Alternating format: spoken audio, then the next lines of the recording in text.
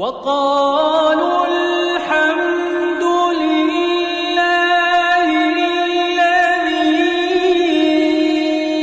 أذهب عنا الحزن إن ربنا